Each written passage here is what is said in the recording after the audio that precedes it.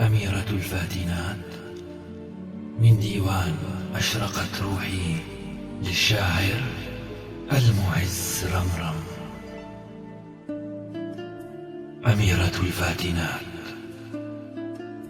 نافذة من نور بقلبي قد أشرقت، أشرعتها إحدى الفاتنات، تراقص القلب وتطربه، وعجزت كل الأحرف والمفردات. سطرت لها أحرفا من نور، ومن الكلمات عبقا ليس كباقي الكلمات، وقوافي حلوة ورقيقة عبقريات، علها تفيها فاتنتي أو تصفها الكلمات. فهي رقيقة وعذبة، الشين والياء ثم الراء،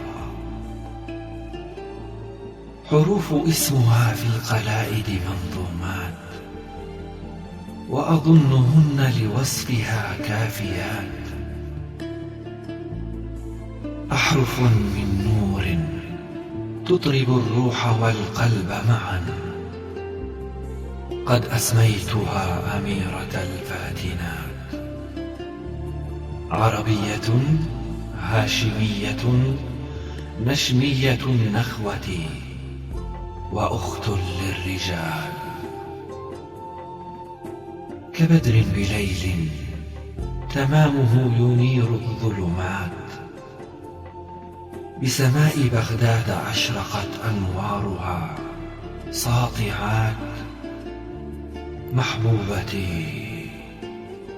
محبوبتي سيدة الحسان لحاظها، حور صافيات.